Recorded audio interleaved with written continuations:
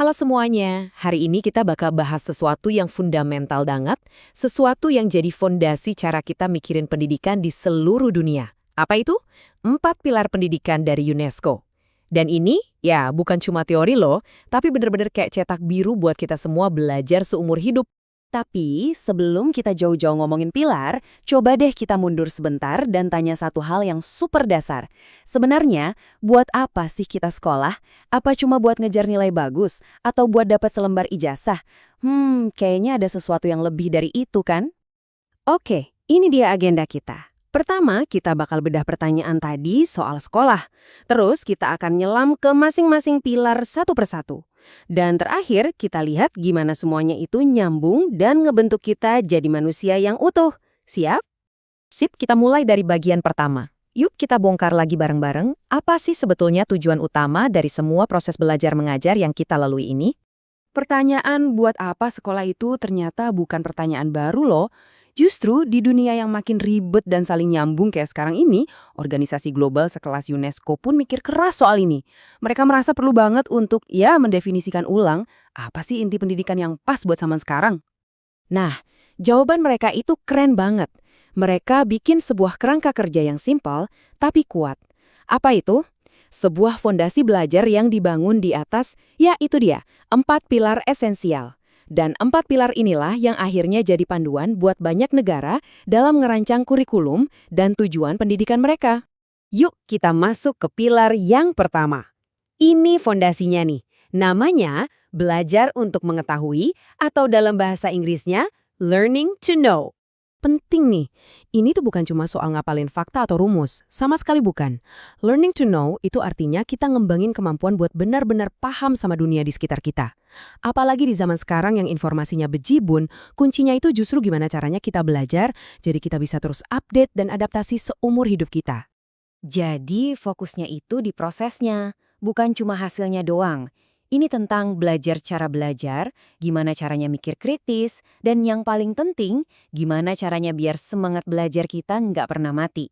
Nah ini jadi krusial banget di era digital sekarang kan, di mana kita harus pintar-pintar milah, mana berita bener, mana hoax.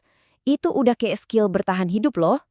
Oke, lanjut ya ke pilar kedua. Kalau tadi kita udah tahu, sekarang saatnya pengetahuan itu diubah jadi aksi. Inilah belajar untuk melakukan. Gini, intinya, percuma kan punya banyak pengetahuan kalau cuma disimpan di kepala? Nggak ada gunanya kalau nggak bisa diterapin. Apalagi di dunia kerja yang perubahannya cepet banget. Yang dicari itu bukan lagi orang yang sekedar tahu, tapi orang yang bisa. Bisa ngapain? Ya bisa ngelakuin sesuatu dengan ilmunya itu. Bisa bikin solusi, bisa inovasi. Nah, di pilar ini, ada 2 jenis skill yang diasah. Pertama, ada yang namanya hard skills. Ini yang teknis-teknis gitu, misalnya jago coding atau bisa memanajemen proyek. Tapi, ada lagi yang nggak kalah penting, yaitu soft skills. Ini soal kemampuan komunikasi, kerja sama tim, sampai cara kita mecahin masalah. Dua-duanya ini, hard skills dan soft skills, ibarat mesin yang bikin kita benar-benar bisa melakukan sesuatu yang berarti. Lanjut ke pilar ketiga. Dan yang satu ini, wah rasanya relevan banget ya sama kondisi sekarang. Yaitu belajar untuk hidup bersama. Soalnya gini, pendidikan itu kan nggak terjadi di ruang kosong, kita hidup bareng orang lain. Apalagi di zaman globalisasi dan medsos kayak sekarang, dunia rasanya jadi kecil, tapi di sisi lain gampang banget terpecah belah. Makanya kemampuan buat hidup bareng secara damai di tengah perbedaan itu udah bukan pilihan lagi, tapi sebuah keharusan. Nah, itulah tujuan dari pilar ketiga ini. Tujuannya jelas banget, yaitu untuk numbuhin empati, ngajarin kita kerjasama, dan menghargai keragaman. Anggap aja ini cara pendidikan ngasih kita semacam vaksin atau penangkal gitu buat melawan prasangka dan egoisme.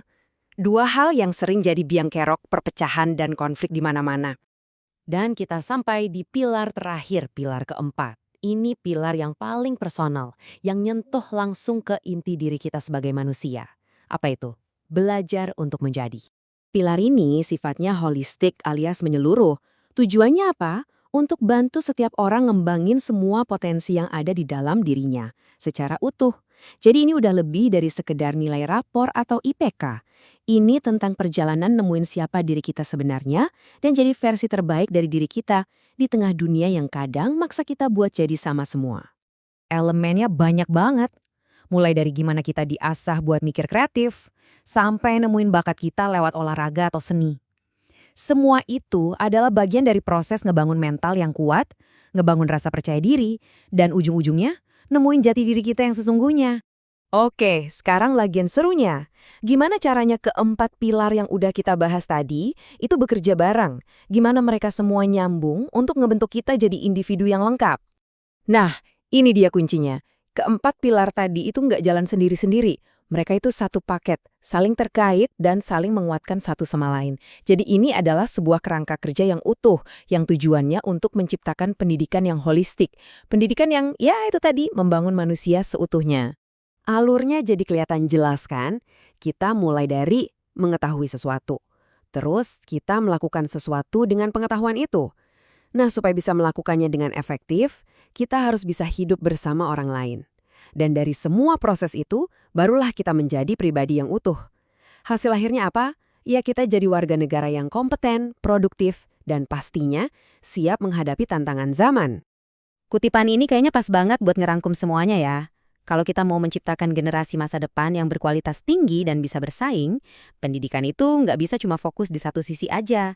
Wajib hukumnya buat ngembangin keempat pilar ini secara seimbang. Sebagai penutup, saya mau tinggalin satu pertanyaan buat kita renungin bareng-bareng. Coba deh bayangin, seandainya sekolah-sekolah kita, dimanapun itu, benar-benar dibangun di atas empat pilar ini. Kira-kira dunia seperti apa ya yang bisa kita ciptakan? Terima kasih sudah menyimak.